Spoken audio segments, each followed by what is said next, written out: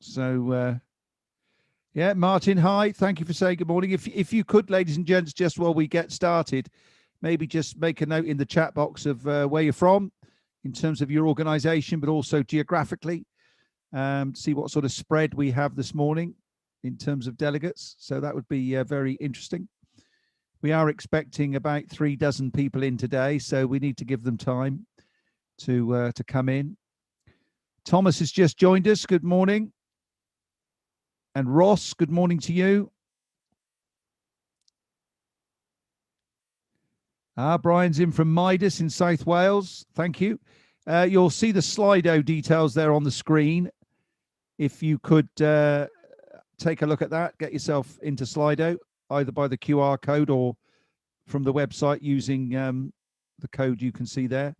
There is a survey which we'd ask you to get underway and participate with, please. That would be super. So Martin's in Buckinghamshire and work for a GQA Qualifications Limited. Good, nice to see you. And hello, Natalie and Richard. So beginning to come in now. Like most of these things, I don't know about you, but I go back-to-back Zoom meetings and team meetings nowadays, so tend to skate in at the 11th hour. Reese, hello to you. Good to see you. Who else have we got there? So just as you're coming in, you're very welcome. It's now good afternoon. Welcome to our regular Friday lunchtime slot for our webinars. We're going to just give it another minute or so. We are expecting a few more people, so we'll just give them a minute or so to come in. But if you could put your details in the chat box so we know who's here today, your name, your organization, and where you're from geographically would be good. So that's good. So I see we've got KLH in. If you maybe let us know who you are within KLH. And Malcolm, good to see you. Maybe too many names now for me to read them out. They're coming in thick and fast. Just give it till 2 minutes to, and then we'll make an official start.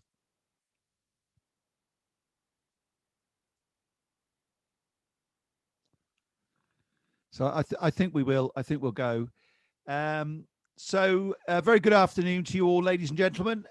Probably know now, my name is Andrew Carpenter, and I'm Chief Executive of the Structural Timber Association, and also Chief Executive of Constructing Excellence in the Southwest and the Midlands. And I'm joined as co-hosts by my colleagues from Constructing Excellence around the UK, in London, in Yorkshire and Humber, nationally, in the Northeast, in the Southeast, Wales and the Northwest. So we've all come together now as a team to provide these Friday lunchtime webinars. And also I'm joined by my colleagues from CIOB in the Southwest. So there's a good number of us now providing this, this weekly reference point for important topics. I'm delighted to say that today we are joined by Natalie Painter, who is a senior associate with Foot Anstey in their Southampton office. And in fact, Natalie and I were chatting last Friday about today's webinar as I was traveling to Southampton to watch the Saints get a tremendous draw at home to Leicester. Although I couldn't watch it live, I could see the ground from my brother's balcony, but there we are. That's history. You don't want to hear about that. So as you know, we tackle a lot of really important topics on these Friday afternoon sessions. And today we're looking at how we can support employees with this important issue of mental health. Before I introduce Natalie to you, I'm going to hand over to Howard, and Howard's going to take us through the house rules, talk about the survey, and then we'll get on with the show. So Howard, over to you. Thank you, Andrew. Good afternoon. Welcome to everyone. For those of you who've not been with us before, we're going to be using Slido today in three ways. Firstly, as Andrew said, there's a poll that we'd like you to participate in, and the results for that will be given after Natalie has given her presentation. So don't rush, but please do participate. If you have any questions, please put those into Slido in the Q&A function. And if you think any of those questions that come up are really one you would like, you can vote for it, so it puts it up the list. Lastly, we're going to also ask if you could give us feedback at the end.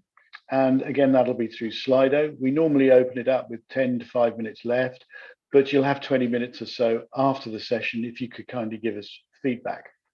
So any questions, please use the Q&A for Natalie. Many thanks. Back to you, Andrew. Howard, are we going to run through the survey just before I introduce Natalie? We can do. Let's just run through the questions to give folks an idea. 5 people have already answered this one by the looks. Opening survey. Including myself. There you go. Would you feel comfortable speaking to an employee or colleague about their mental health? That's the first question. Second question, please, Abraham. Would you know where to access support for mental health if you or one of your employees needed it? 5 people have answered that. So let's move on to the last one. I think it is, Abraham. What initiatives does your organization employer have in place to support and promote good mental health in the workplace? So 8 people have done that. So numbers are ticking up. So I'm going to pass back now to Andrew. So please do complete this poll. Many thanks. Thank you. Thank you, Howard. Just before I introduce Natalie, just to say I'm particularly pleased to see some of my member colleagues from the Structural Timber Association today. Gordon from CCG is in, so thank you. Dora from KLH is in. Gillian from Scott Frame, just to name but 3. So it's good to see that the timber frame sector is taking the topic of mental health very seriously, as are indeed all my colleagues across the CE network, particularly the 2 areas where I'm chief executive in the Southwest and in the Midlands. We've set up thought leadership forums for businesses to come together to learn and share knowledge, to create best practice documents and to influence change, because there can be no doubt that the topic of mental health has risen through the ranks in terms of priority throughout society, but in construction in particular. So I'm delighted today to be able to introduce Natalie Painter, who I say is a senior associate with Foot Anstey. Thank you for taking time out of your busy diary, Natalie. We're very interested in what you have to say. And when you've finished, we'll go through the results of the survey. And then hopefully, ladies and gents, you'll have some questions for Natalie. So don't forget, if you do have questions, use the Slido link that Howard referred to, and we'll deal with those later. But for now, I'm going to mute myself, you'll be pleased to know, and the floor is yours, Natalie. Thank you, Andrew. Delighted to be here with you today. As Andrew was saying, it's a really important topic, particularly so for the construction industry. So really pleased to be invited to talk to you all about this. I'm just going to share my screen and bring the presentation up for you. So just bear with me a second. There you go. You should all be able to see my slides now. So today, as Andrew said, we're going to be talking about how can you support your employees' mental health, but also just how can you promote awareness of good mental health in general, really. And what we're going to be looking at, we're going to start by looking at what is mental health. Mental health is a big topic. It's got lots of different elements to it. So we're just going to take a bit of time to look at actually what is mental ill health and why is that different to actually general mental health. We're then going to take some time to look at why should the construction industry in particular care.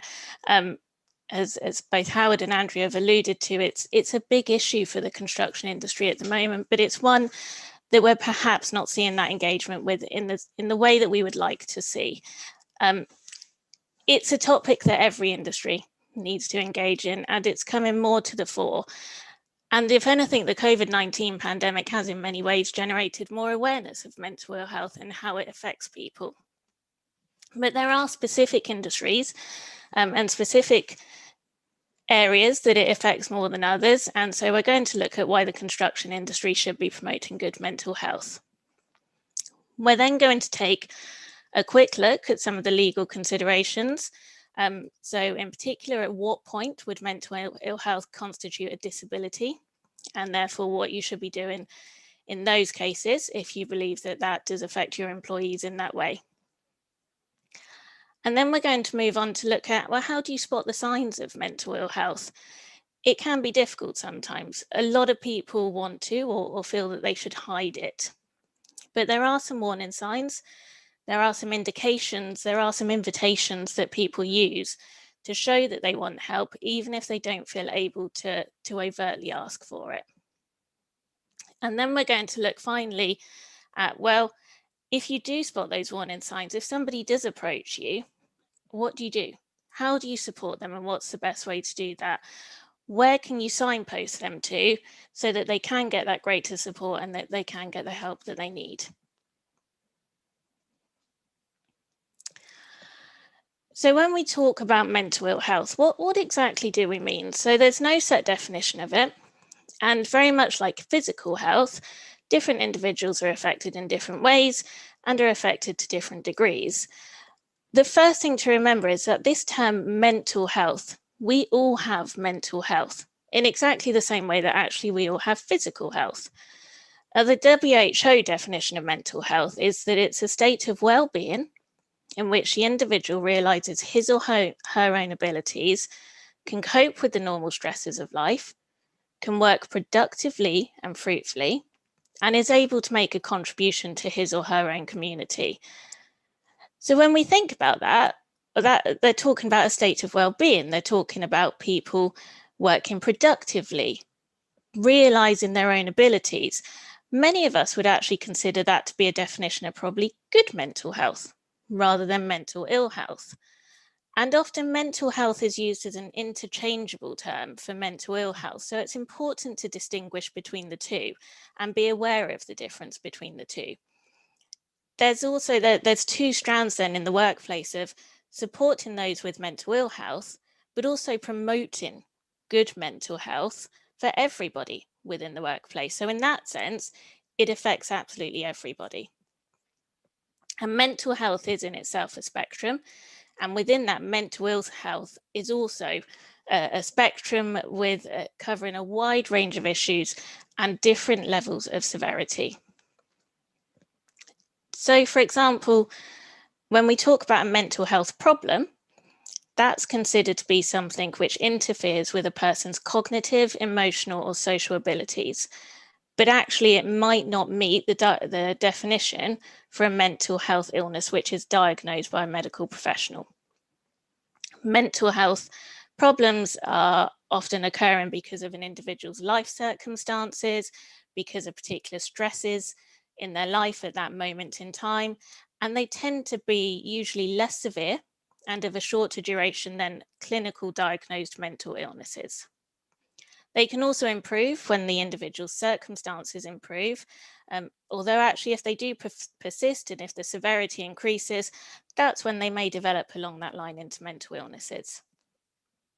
Now, on the other hand, you've got mental disorders, which are also known as mental illnesses or psychiatric disorders, and those tend to be more of a behavioural or a mental pattern that causes significant distress or impairment to a person's functioning. Mental disorders, they're usually defined by a combination of how the person behaves, how they feel, how they're perceived and how they perceive things, and how they think. Now, a mental illness or mental disorder is very much diagnosed by a medical professional. And it's something that will significantly interfere with an individual's cognitive, emotional, or social abilities. There's different types of mental illnesses, and they occur with different degrees of severity. You'll see on the slide at the moment, there's a whole range and examples of different mental illnesses. It can range from mood disorders. So you'll see we've got depression, anxiety, bipolar disorder. We've then got psychotic disorders such as schizophrenia. And then we've also got things such as eating disorders and personality disorders, which are a whole category within themselves. So you'll see the vastness and the different types of mental illnesses that there are, which means that you really can't deal with everybody in the same way. And you have to take into account an individual's own circumstances when you're looking at dealing with mental health and mental ill health in the workplace. Some of these you're probably aware of. Some of them are names which are probably familiar to you, but then some of them will have clinical definitions which are different to what we think of as the sort of ordinary everyday definition. And some are obviously more common than others. There are some on there that you'll probably never come across within your working life, and you'll probably never find somebody who has that disorder. But there are some that are increasingly common in the workplace, and particularly with what we've seen in the past year with the pandemic. And what is important to bear in mind is that in a workplace environment, if you believe that somebody that you're working with has one of these disorders and has a mental illness, it's very much not your role to diagnose people. And so for that reason, we're not going to be going through each of these specific ones today and going through the symptoms and what they involve, because it's not about that. It's not about diagnosing people. It's about offering them support and signposting them to the right support. But it does help to have an understanding of the varying disorders and what might cause them and what might exacerbate them. So turning now to why should the construction industry care?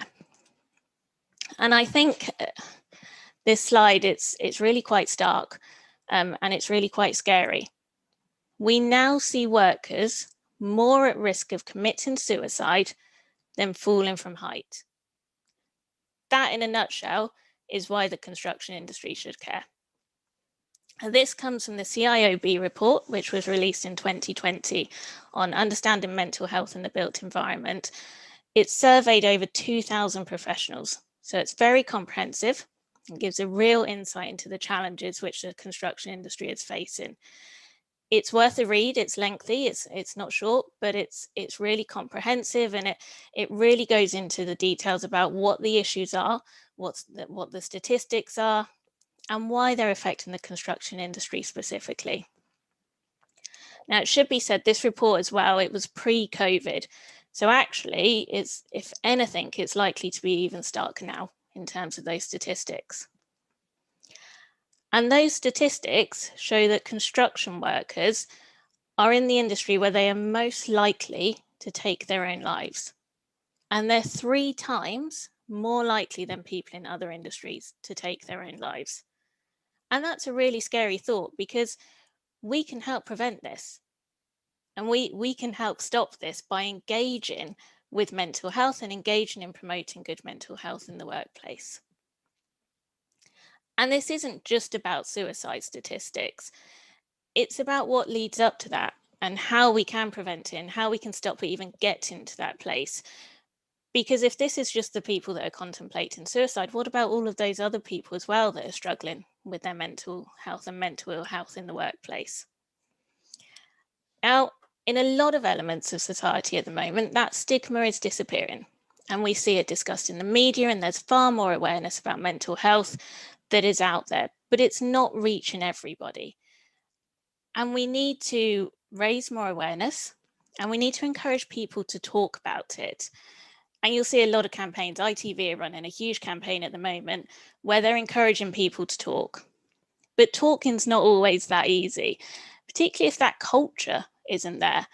And in the construction industry, that culture of talking about your feelings, about your emotions, it's not really there. People are scared of talking in case it impacts their job, in case it impacts their career, or just in case they're laughed at, or if they're not taken seriously for what they're saying. People don't want to put themselves out there, and they don't want to be raising these issues that they're having. Obviously, construction is still predominantly a male industry. So there's also just not that culture of opening up and talking about emotions in the same way. And we need to start getting to that point where it becomes a more normal conversation to have in the workplace. Now, there are other risks which make the construction industry particularly vulnerable to mental health, and these are all highlighted in the CIOB report. And as I say, it's definitely worth a read if you are interested in this topic.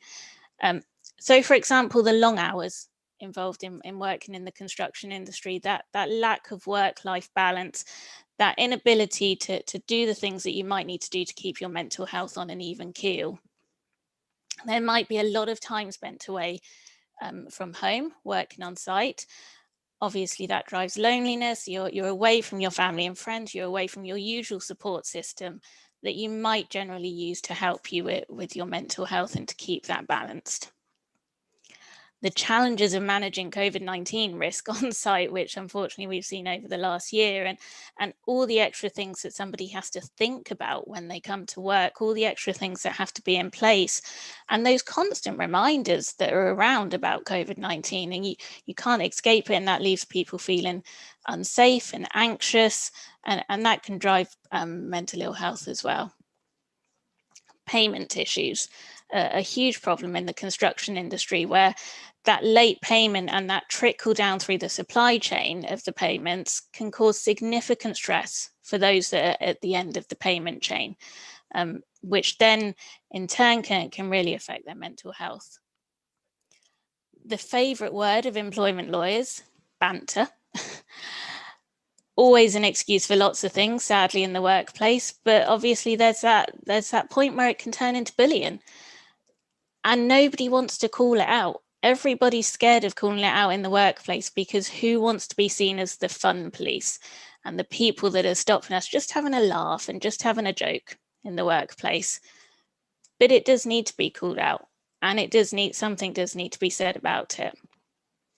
And then just generally unhealthy coping mechanisms. So if somebody is suffering from poor mental health or mental ill health, actually they might be more likely to turn to alcohol or drugs or gambling to cope with that, rather than exercising, meditation, talking to friends, and all those type of coping mechanisms, which we know help people and have a positive effect on their mental health. Now, the construction industry in the past couple of decades has done some amazing work in ensuring that the physical safety of the workplace has improved. And now it needs to put as much energy and urgency into ensuring mental health safety in the workplace. And the resources are out there and the support is out there. So really there's no excuse. But for this to happen, and I was chatting to Howard about this just before we came on the presentation, there needs to be that cultural change. And importantly, it needs to be driven from the top, and it needs to come from the very top of organizations. There's no point, it won't work going bottom up on something such as this. It needs to be driven by the senior leaders. They need to be leading by example. And also they need to be thinking not just about their culture, but also what about the culture of the people that they work with, the other organizations that they work with? What about the culture of your subcontractors? Is that a priority when you contract with somebody? I suspect not. Do you ask those who you work with what they have in place to stop some of these risks occurring, and what they have in place to support their employees' mental health? Again, I strongly suspect not. So what's in it for the industry? If those people at the top need persuading, what do we tell them? Why should they be promoting good mental health in the construction industry? I guess the first answer to that question is, well, why would you not? I can't think of a reason why a company would not want to support the good mental health of its staff. But sadly, there are still some out there that need persuading that this is something good in the workplace, and this is something worth investing in. If you support your employees' mental health, and if you ensure that employees are able to have good mental health and be positive, that will increase productivity. Happy, healthy staff are more productive. And if they're more productive and presenteeism will reduce, fewer staff will be taking sick days. And on those days when they are in work, they'll be more motivated, morale will be boosted, and they'll be more willing to work and perform well for you.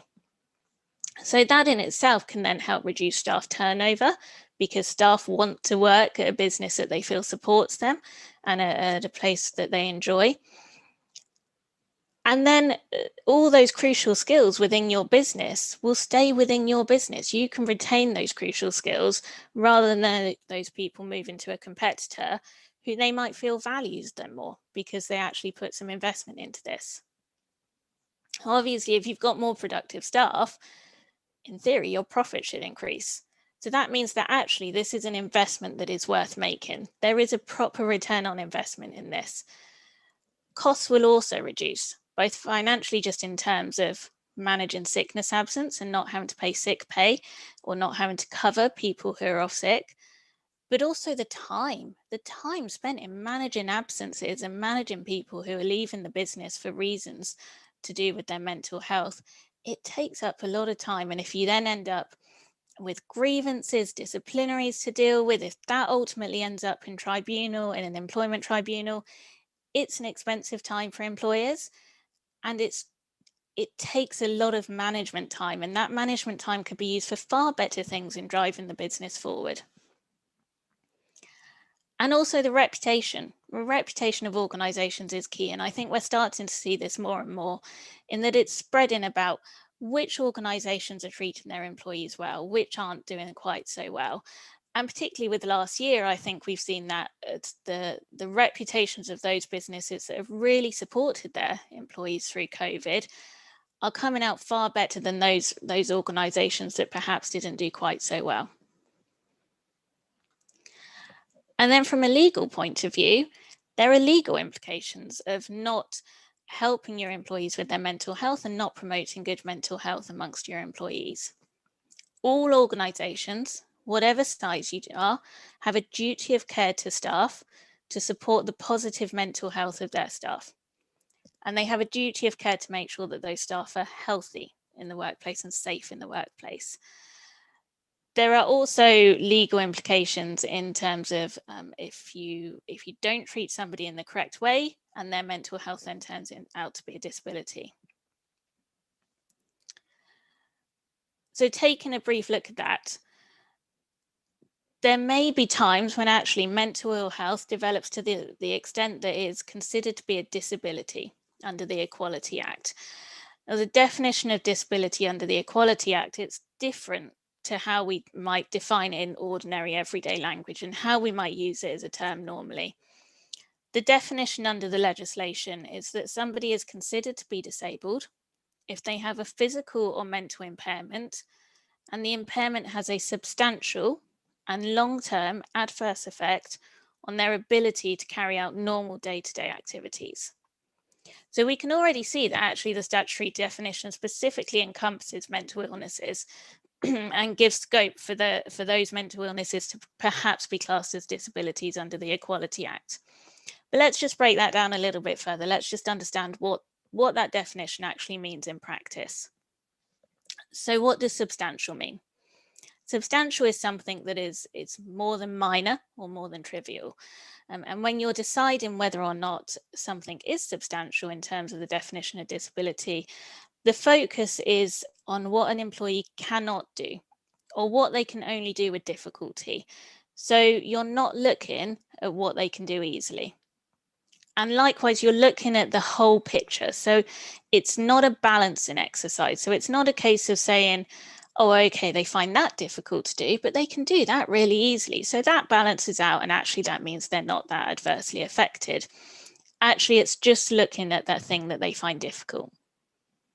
And the fact that an employee is able to mitigate the effects of an impairment, for example, finding coping mechanisms, coping strategies to help them with their disability, that doesn't prevent there from being a disability. Long-term has a very specific meaning under the Equality Act. So long-term means that the condition or the impairment has lasted at least 12 months or is likely to last 12 months. The has lasted, obviously, that's quite straightforward. You look back and you see how long that impairment has lasted. Whether it's likely to last for 12 months is far more difficult to say.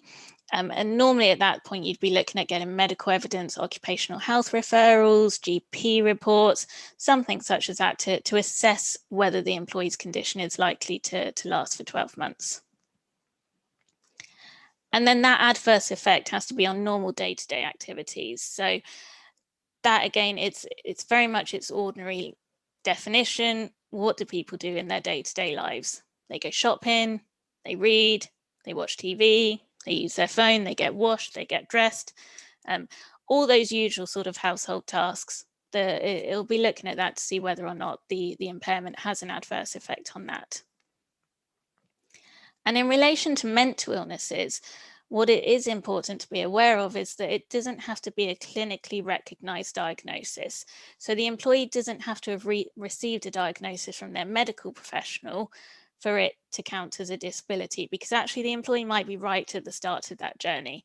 They might not have sought medical advice or medical assistance up until that point, and so they might not have that diagnosis. But that doesn't mean that you can then assume that they're not disabled. The emphasis is very much on the impact of the system, of the impact of the symptoms, rather than looking at the label or the diagnosis that's been attached to them.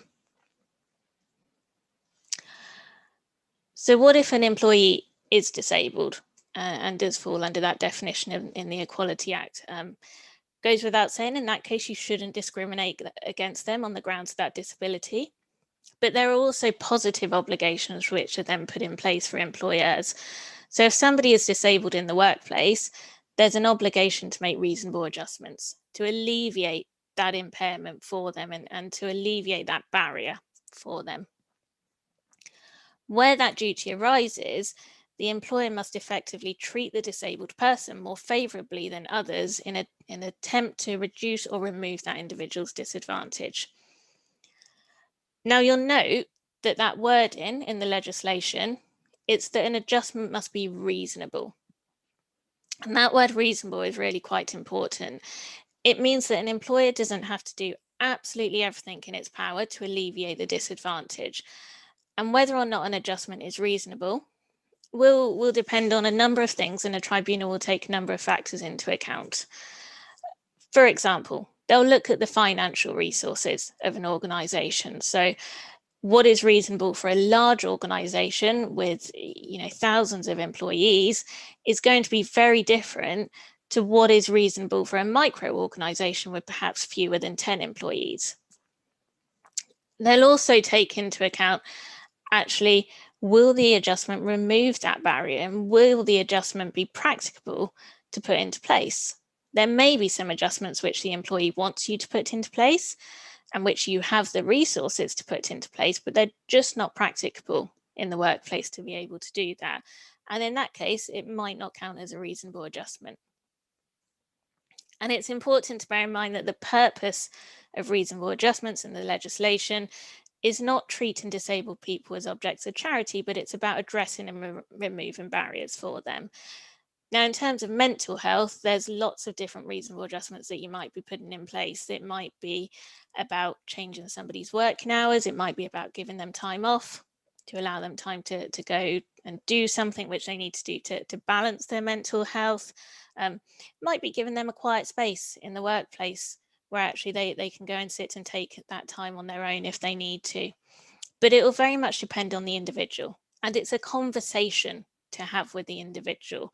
And that can be difficult at times because sometimes the employee expects the employer just to come up with everything, whereas it's very much a conversation with the individual's medical advisors if appropriate, with occupational health if appropriate, to determine how you can help this individual in the workplace.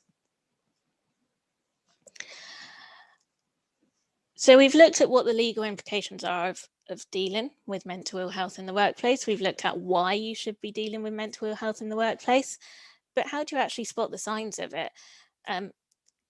It's really important to be able to spot the signs of mental ill health because quite a lot of the time, as I mentioned, employees will try to hide things. They might feel scared of actually being seen in a particular way. And so they will want to try and hide it from their employer as best they can. So if we know how to spot these signs, we can then start to support people. And also, some of these signs, on first glance, an employer might say, well, actually, I'm going to deal with those under the disciplinary procedure, or I'm going to deal with those under the capability procedure. For example, poor timekeeping. An employer's immediate response might be, well, I'm going to discipline that employee for turning up late to work so often. Whereas actually there might be an underlying reason to that. And there might be an underlying reason which has to do with the employee's mental health. Same with a drop in performance. Capability may not be the best way to deal with that and may not be the best way to improve that employee's performance. Similarly, if you've got an employee who's not behaving in their usual way in the workplace, so if they're normally the employee that's out having a laugh and a joke in the workplace, and then suddenly this seems to switch and they lose their sense of humour, that just might indicate that there's something going on there where they need support, and it's just worth having that conversation with them to check that they're okay. And then an obvious sign is if the employee is going through life-changing events. So if somebody's going through a bereavement or a divorce, then you should look to be offering that individual enhanced support. But as I said right at the outset, although we're trying to spot the signs of mental ill health in the workplace, it's important to remember that it's not your job or responsibility to diagnose any individual, and it's just a case of being able to signpost them in the right direction. So how can we support employees' mental health? What can we do in the workplace to change things? Well, you could look at having well-being strategies in place and toolkits showing how you want to support your employees and your staff. Mental health risk assessments, in the same way that we do physical risk assessments, let's do them for mental health as well. Educating staff at all levels is really important. As I say, this needs to start from the top. It needs to start from the senior management team. They need to understand these issues, but actually everybody in the workplace really needs to be alive and alert to them. The key really is to develop a work culture where people are treated with dignity and respect, and where they're encouraged to have that open and honest conversation, and communication is encouraged and promoted. And as I say, the senior leadership team need to really be doing that and leading by example and talking about themselves and talking to others and being open really in those situations. Know your employees. If you know your people, if you know those people you're managing, then it's far easier to tell when something is wrong and to spot those warning signs. And then you can look to try and remove some of the typical stresses from an employee's life. So ensuring that actually the employee has the right level of skills for the role, giving the employee as much control as possible over their work and how they do it. Control is really important for mental health. And also then making sure that their workload is manageable. And if somebody is struggling with their mental health, and if somebody does approach you, arrange to speak to the employee privately. It goes without saying, don't talk to them in front of the whole workplace, don't call them out or make them feel picked upon in any way. Practice non-judgmental listening when you are talking to them. That's really difficult to do.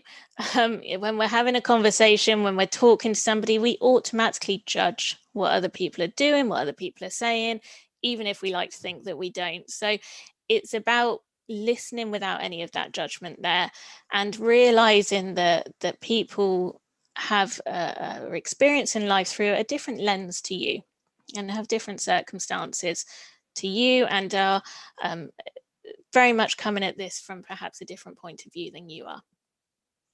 Understand what support network your employees have got in place, and that will then help you offer appropriate support to them as well. And don't just accept it when an employee says that they're fine. Ask them twice. So you meet your employee in the morning, you say, hey, how are you? How are you doing? They go, yeah, fine, all good. And then say, okay, but actually, how are you? How are you actually feeling? How are you actually doing today? And that might just encourage employees to start opening up that bit more and just encourage those conversations in the workplace. Now, one of the options, which is an option which is growing in popularity and we are seeing more and more, is to have mental health first aiders in the workplace. So these are a great resource. These are people that have been through specific training, and they're trained to be that first point of contact and to really spot those warning signs.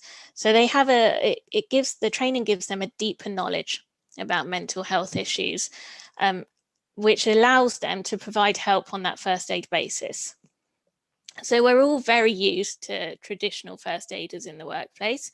We're all very used to physical first aiders who will help if there's a physical issue, but at the same time, they're not there to fix the issue or to be the medic or the paramedic. And it's the same with mental health first aiders. They are there to be that first point of contact, to provide a supportive ear to the employee, but then to signpost them to where they can actually get that medical support and that proper help and the proper counselling or whatever it might be that they need. They're a point of contact. And it shouldn't be that they then become the employee's therapist. It's just that they can point them in the right direction. Having mental health first aiders, just having them, even if they're not particularly used that much, it can help reduce that stigma as well around mental health in the workplace.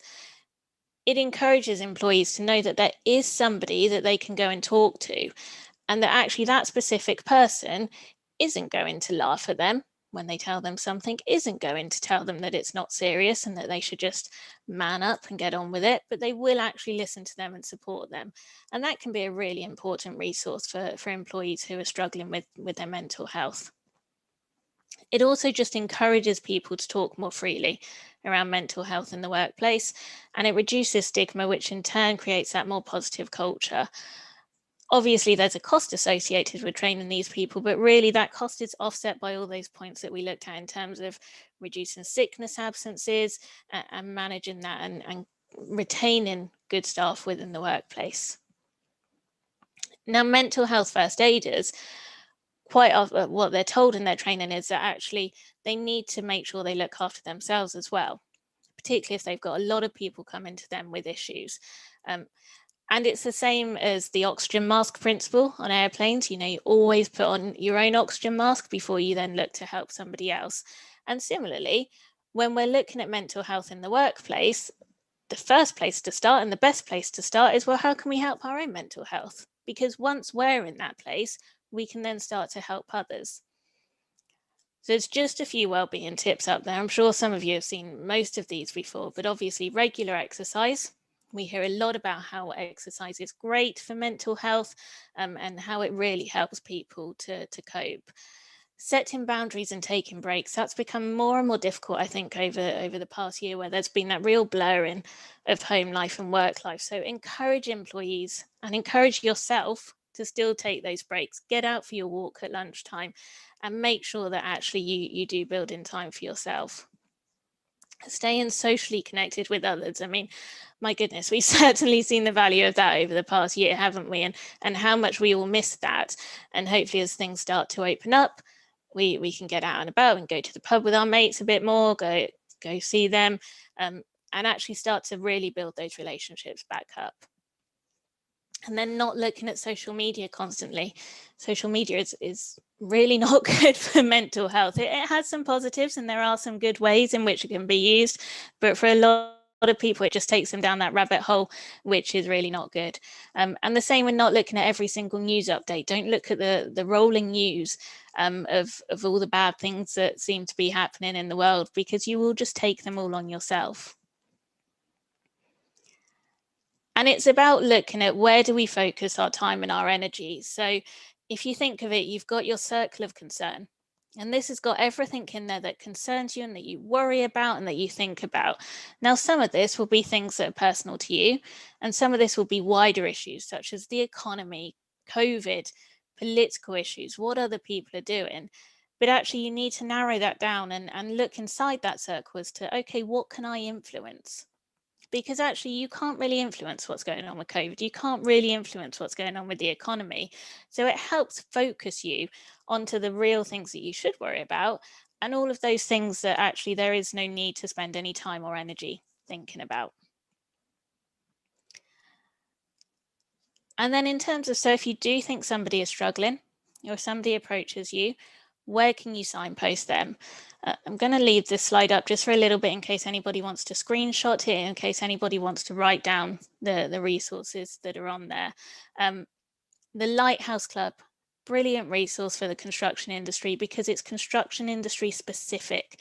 So they really understand the unique challenges that those within the construction industry face. And that can be so important when talking about mental health, because actually if somebody's mental health is suffering because of payment issues, it might be that a more generalized helpline doesn't really understand that and can't really get that in the same way. So having that construction industry specific helpline, so important and a really useful tool. Mates in mind as well. is one I'd really recommend. If you're right at the start of this journey of going, well, how can I bring this into my organization? How can I spread the word and awareness about this? It's a great place that's full of resources, full of ideas about how you can do that, and full of tools that you can use in the workplace, but specifically, again, around the construction industry and specifically geared towards the construction industry. So a really great resource. And then obviously some more generic ones. So Calm, the Samaritans, and Shout. And some of these have web chat and apps, and Shout specifically is a text helpline rather than a telephone helpline, which actually some people might prefer. They might feel very uncomfortable talking on the phone and being that open on the phone with people. So that just allows them to still open up in a way that's comfortable for them. And then finally, I'm just going to leave you all with some challenges. It's great that you've all joined this webinar today, and it shows that you're really engaged with this topic and that you see the value of it and want to take it forward. So when you're doing that, think about, well, how are you going to get your senior leaders involved with this? How will you raise awareness and get people talking about mental health? Because are your employees aware of how they'll be supported with their mental health, and can they share their experiences of mental health in the workplace? And if not, how are you going to enable your managers to feel comfortable talking about mental health so that when their employees do share, they receive a positive response from that? And then finally, how will you ensure that your employees have easy access to information on mental health so that they know where to go for that support and they know where they can actually seek that help, which they might so desperately need at times? So thank you very much for listening. Hopefully Andrew has the results of the poll ready for us so that we can take a look at that. Thank you, Natalie, very much. Very detailed and comprehensive look at the topic, which I'm sure all our listeners will have appreciated. So thank you for that. Yes, Abraham, could we share the poll, and let's get Natalie's views on what people have had to say. In the meantime, ladies and gents, please feel free to ask your questions in Slido. We've only got one question in there at the moment, so the more questions, the merrier. Please don't be shy. Put your questions forward for Natalie. So we've had 15 people respond, which is about 50%, which is about par for the course for these surveys. So would you feel comfortable speaking to an employee or colleague about their mental health? What are the scores on the doors? So 2/3 are saying yes, and 1/3 is saying no. What are your thoughts on that, Natalie? I mean, I'd say that's really encouraging. I think in terms of the yes, that's a higher percentage than I was expecting. So that's really encouraging. So hopefully those people can go forward and can go spread that awareness and can go really help and support their employees. And those that don't feel so comfortable, it's great that they even acknowledge that and accept that that's where they are. And so the fact that they're on this webinar, as I say, the fact that they're engaging means they can perhaps go forward and now learn about how they can support people. And it is scary. So, sometimes saying to people, oh, how are you? Sometimes you're a bit scared and worried about the response that you'll get back. But what I'd say to that is don't worry. And that actually just the fact that you're asking and the fact that you want to support somebody and the fact that you want to be there for somebody is more important than perhaps worrying about saying the wrong thing to them. Natalie, as someone who's a bit long in the tooth, myself, I'm talking about, I find now that I have to think really hard about what I say in the workplace, which, to be honest, from time to time, I find quite a struggle. Because I was quite jovial, in my younger days, and I think the word banter that you use, Yeah. I was probably one that did it, certainly without any intention to offend or upset, but I'm sure probably looking back I did. What advice would you give to an older person like me who actually finds it quite difficult now? I mean, I find it quite a mental strain having to think about what I have to say. What advice would you give to my age group? Yeah, I completely understand that. And, social norms change and the language that we use, change language is very much an evolving thing. I'd say when it comes to mental health specifically, don't be scared and don't be worried. If your intentions are good, and I think that's ultimately what it comes down to is your intention. If you're asking somebody how they are with good intentions and because you want to support them, you're probably more unlikely than you think to be saying the wrong thing. and you're probably worrying about it unnecessarily and more than you perhaps need to do so. Okay, good advice. Thank you. Let's go to the next question. Would you know where to access support for mental health if you or one of your employees needed it? So it's about 60-40 there. What's your views on that, Natalie? Well, that might improve now with that final slide that you put up. But anyway. Yeah, I'd hope so. As I say, the Lighthouse Club is a brilliant resource for the construction industry specifically, and the same with Mates in Mind. There's loads on there. Obviously, that's the more general charities such as Mind, obviously GPs, NHS, and all of that as well. But those ones that are very specific for the construction industry, and those ones that really understand the pressures that the construction industry are under, I say, try and publicize them as much as you can in your workplace. Certainly within CE, we work very closely with Mates in Mind, and we've been working with them certainly in the Southwest for several years.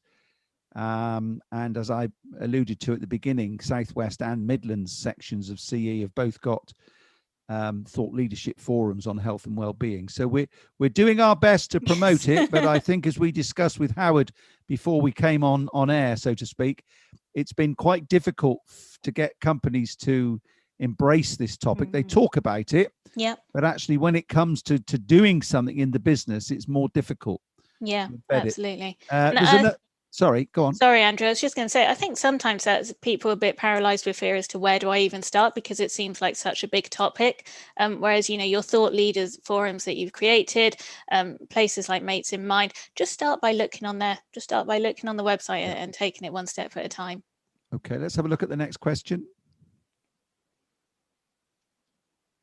And this is: what initiatives does your organization employer have in place to support and promote good mental health in the workplace? So let's have a little quick scroll through, Abraham, not too quick. So mental health ADA, encourage employees to talk to us if they can. The problem, as you can see, it's open up, particularly men, I suggest. Yep, as that person said, it's getting people to talk in the first instance, making sure that they feel safe in that environment to talk. And that's where the leading for it by example point comes. If you feel comfortable talking about your mental health in the workplace, open up and talk to others, and then you'll find that they start talking to you back, perhaps even those that wouldn't have done so beforehand. Yeah, okay, let's carry on through those comments a little bit. So anything you want to comment upon, Natalie, please just dive in. Yeah, I'd say the mental health first aiders, it's great that some places are doing that and seem to have those initiatives in place.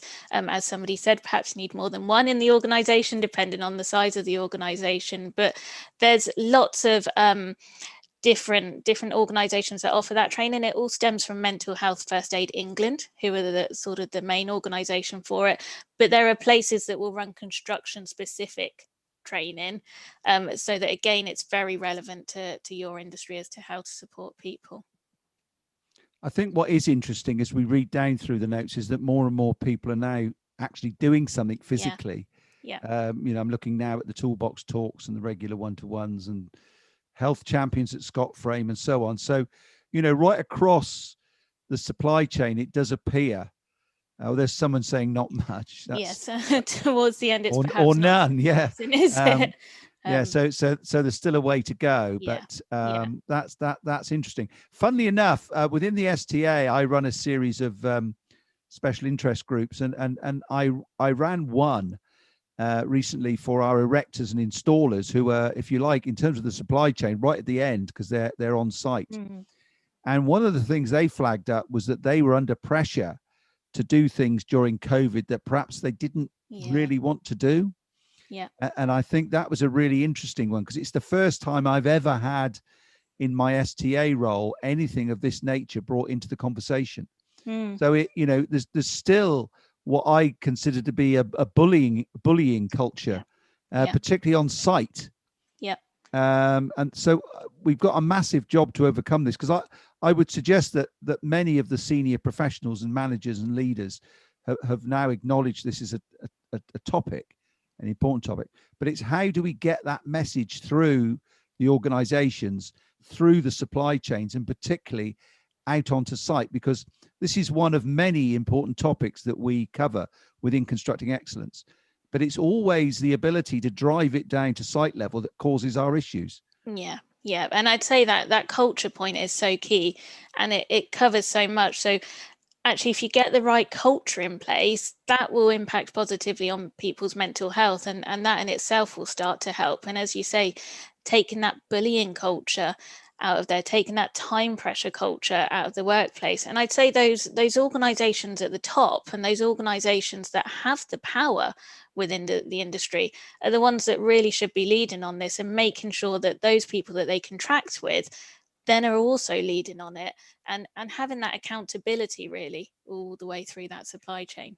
So I've got a few comments, Natalie, for you. I've got one here from Katrina, my opposite number in the Northeast, saying that CE Northeast are working with the Lighthouse Club that you mentioned, and that the G4C group within the Northeast are walking 1,000 miles in aid of this month. I've got Brian, South Wales working well together, publishing a short video clip on social media every day next week in support of mental health. And he's put a link on the chat box if anyone's interested. I've got one here saying, thanks, very useful information, reassurance from managers that we are doing the right thing. That's and good. Now we've got some questions. So let's get the questions up then, Abraham, can we, please? So here we go. How do you think leaders in level 2 and 3 in the sector supply chain will be engaged to see mental health and well-being as a value-adding activity, not as a cost? There's an interesting one. Yeah, it is, and it's a really difficult one because, there is a cost involved with it. And I think it's about highlighting those people what that return on investment is. So actually being able to almost give them some figures if you can, and say, okay, it might cost this much, but this is how we're going to balance the cost with employees' positive mental health, and with the reduction in sickness absences, and with a lower staff turnover, so that actually they can see that there is a real return on investment in doing these things. And then also, and I know business is driven by profit and business is driven by cost, but I think far more these days business is also being driven by ethics, and it's very much moving that way. And we can see that with all the environmental and the social change. And so businesses are going to have to start thinking about their reputation and how they support people in these ways, because it's going to become more and more important within that environment, I think. I agree with you, Natalie, and I think the way we measure success is on the change. However, I would say that 20 plus years in the change agenda in construction environment has taught me that it's the what's in it for me that always gets things over the line. And, we've dealt with lots of big issues like health and safety and sustainability and staff retention and so on. And this is another one. And you do have to get the business benefits across loud and clear. Absolutely. For it to stick. Let's go to the next question, please, Abraham. Do you think the recent ISO 45001 on occupational health and safety management should be mandatory in the construction sector, similar to health and safety? There's an interesting one. Yeah, I think there's an argument for it. I think there's always an argument against making things mandatory, in that they can become a tick box, rather than because the intentions are necessarily good. And if they become a tick box, then I think there's a danger that you don't get that buy-in from that senior leadership team, which is so crucial around issues such as this. And so I think, as we say, driving it forward by showing that senior leadership team the real benefits to them of actually putting all of this in place, I think will probably be more effective than making something. I'm going to come in as an old cynic again. My experience is it's the carrot and the stick. My experience of construction is that unless it's mandated in regulation or legislation, or the client thinks it's a good idea, it doesn't happen. So maybe we should be getting the clients to insist on this. Possibly, Next question, please. Is there any training to help people deal with specific mental health issues such as anxiety or compulsive lying? So I'd say the first place to look that I'd recommend is the Mental Health First Aid England website, and have a look at some of the training courses that they run. Some of them, they do a deeper dive into sort of specific conditions. The Mental Health First Aid course is very much general across a lot of conditions, and gives you that sort of insight, deeper insight, but not into, you know, the specific ones. But I'd say that's probably a great place to start in terms of looking for training on any mental health issue.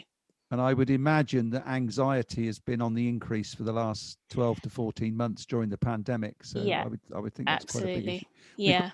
One more question, which is timing is perfect. So the last question, it's all well and good spotting and signposting, but doesn't more focus need to be put into fixing and modernizing the industry so it's less stressful? Yeah, absolutely. Yeah, absolutely. I think, yeah, I'd be completely on board with that. I think it's about appreciating that there's lots of different strands, and there's lots of different steps that you can take. And so it's about taking each of those little steps. And it's always the Dave Brailsford quote that I come back to, of Team Ineos cycling, if it's the aggregate of marginal gains. And actually, if we can change everything by just 1%, and if we can improve everything by just 1%, then ultimately you will have a much greater improvement and things really should start to change. So I completely agree that there are elements of the industry that need to change so that these mental health issues don't occur in the first place. But there also has to be that acknowledgement that they are occurring. And so in that short term, we need to know where to signpost people to, and we need to know how to spot those issues. Okay, thank you, Natalie. Perfect timing. I've got a minute to go just to wrap up. So can I now thank you for your time and your expertise? Oh, thank you for the opportunity, Andrew. Most useful. Now then, couple of things. First of all, we have got the ability for you to have CPD certificates. So if you go to www.mypropass.co.uk, today's code is CE-499. That will give you a CPD certificate for what you've heard in the last 60 minutes. That's number one. Number two is to say that we are running a survey at the end now on the Slido address. If you could go to that Slido address and just put in your views and comments on what you've heard, because that does help us in terms of future events and activities, in terms of what to book and what not to book.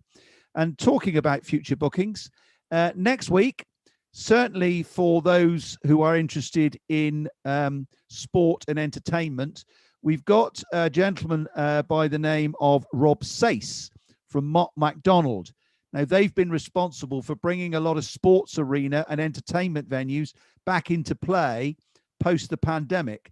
So it's going to be a really, really interesting session with Rob, talking about how we can get back to something like normality in terms of being able to visit sports and entertainment venues, and also the important fact that the UK construction industry has been massively influential in allowing that to take place. So that's going to be a really important event next week, particularly for sports and entertainment lovers. So that's what we're looking forward to this time next week. All it leaves me now is to, as always, thank my hosts at Leaders Meets. So I thank Howard and I thank Abraham for so ably hosting us. And once again, Natalie, many, many thanks to you. But for the time being, I wish you a very good afternoon. Have a great weekend. Thank you. Bye-bye now.